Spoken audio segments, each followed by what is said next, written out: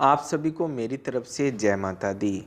महाशिवरात्रि के मौके पर भगवान शिव को प्रसन्न करने के लिए 4 मंत्रों का जप करना बेहद ही जरूरी होता है। वैसे तो भगवान शिव अपने भक्तों से आसानी से प्रसन्न हो जाते हैं, यानी शीघ्र प्रसन्न हो जाते हैं। लेकिन अगर आप उनकी विशेष कृपा पाना चाहते हैं तो शिवरात्रि के मौके पर मैं आप सभी को जो 4 मंत्र बताने वाला हूं, उसका विशेष रूप से जप करने से आपकी सभी मनोकामना पूर्ण होती है। तो बिल्कुल ध्यानपूर्वक मेरी बातों को सुनिएगा।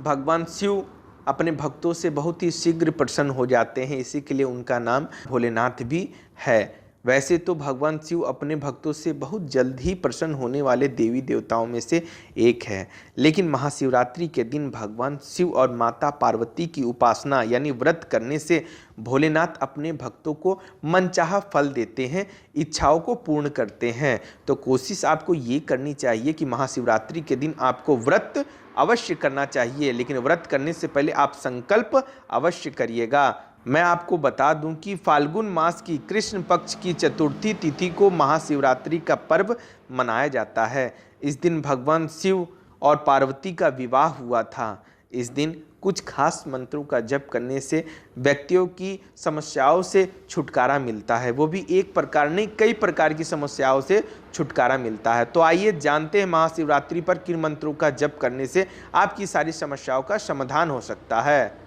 तो मैं आप सभी को बता दूं कि महाशिवरात्रि पर शिव गायत्री मंत्र का जप अवश्य करें, जो कुछ इस प्रकार है। ओम तत्पुरुषाय विद्महे महादेवाय धीमहि तन्नो रुद्रः प्रचोदयात्। मैं एक बार फिर दोहरा देता हूं। ओम तत्पुरुषाय विद्महे महादेवाय धीमहि तन्नो रुद्रः प्रचोदयात्। ये है शिव गायत्री मंत्र। इस मंत्र का जप करने से जिनकी कुंडली में काल सर्पदोष या राहु केतु की दशा चल रही है तो उसकी पीड़ा से राहत मिलती है।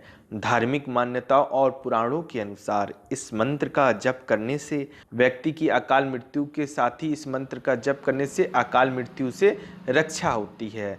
यानी अगर आपके कुंडली में काल सर्प दोष या राहु या केतु की दशा चल रही हो तो आपको शिव गायत्री मंत्र का जप अवश्य करना चाहिए। इससे आपको अकाल मृत्यु से रक्षा होती है। अब मैं आप सभी को दूसरे मंत्र के बारे में बताने जा रहा हूँ। वो है शिव पंचाक्षरी मंत्र नमः शिवाय। ये मंत्र के आगे आप ओम भी लगा सकते हैं। ओम नमः शिवाय यह मंत्र सर्वसिद्ध मंत्र है। अगर आप किसी और मंत्र का जप नहीं कर सकते तो इस मंत्र का जप करें। शिव पुराण में बताया गया है कि जो व्यक्ति 5 करोड़ बार इस मंत्र का जप कर लेता है वह शिव में सम्मिलित हो जाता है और शिवलोक में स्थान प्राप्त करता है। इसीलिए महाशिवरात्रि पर जितना संभव हो इस मंत्र का जप खास तौर पर करना चाहिए, वो भी शाम के समय से लेकर रात्रि तक। इस मंत्र का जप आपको खास तौर पर शाम से लेकर रात्रि तक जागरण के रूप में अवश्य करना चाहिए। ये मंत्र सर्वसिद्ध मंत्र है ओम नमः शिवाय। आप चाहे तो ओम नमः शिवाय का भी जप कर सकते हैं, चाहे तो केवल नमः शिवाय का ही जप कर सकते हैं। आप चलते हैं तीसरे मंत्र की तरफ जो आप भली भांति जानते हैं, वो है महामृत्युंजय मंत्र। ये मंत्र महामंत्र है। ओम त्र्यंबके जामहे सुगंधिम पुष्टिवर्धनम उर्वारुकमिव बंधनाम मृत्युर्मुक्षया मामृताम। धार्मिक मान्यताओं के अनुसार महामृत्युंजय मंत्र का जप करने से व्यक्ति को मांगलिक दोष, नाड़ी दोष, काल सर्प दोष, अन्य रोगों या यदि किसी को संतान प्राप्त में बाधा आ रही हो यानी बच्चे नहीं हो रहे हो, इन सभी का नाश होता है। महाशिवरात्रि के दिन इस मंत्र का जप जरूर करें, इससे आपको कई गुना फल अवश्य मिलेगा और साथ ही जो निसंतान है उन्हें संतान की प्राप्ति अवश्य होगी, क्योंकि ये महामृत्युंजय मंत्र है।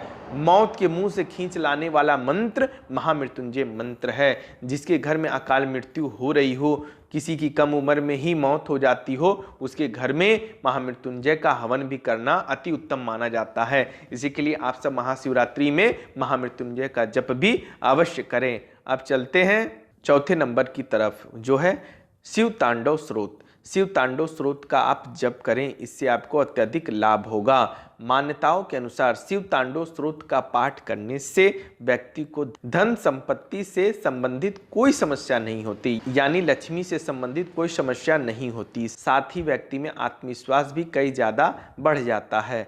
शिव तांडव स्रोत का पाठ करने से व्यक्ति की सभी मनोकामनाएं पूर्ण होती है, सिद्ध होती है।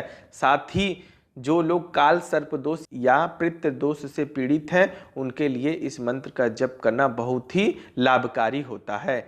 इसी के लिए आपसे संभव हो सके तो आप शिव तांडव स्रोत का जप अवश्य करें। और आप सभी को ये 4 मंत्र जो बताए गए हैं, जो महाशिवरात्रि के अवसर पर अवश्य करने चाहिए। अगर आपको इन मंत्रों का उच्चारण करने में कठिनाई आ रही हो तो आप कम से कम ओम नमः शिवाय या फिर नमः शिवाय का ही जप करना चाहिए, अधिक से अधिक मात्रा में। आपसे जितना संभव हो सके आप उतनी मात्रा में ओम नमः शिवाय का जप कर सकते हैं, क्योंकि ये सर्वसिद्ध मंत्र है। इसे सिद्ध करने में ज़्यादा समय नहीं लगता।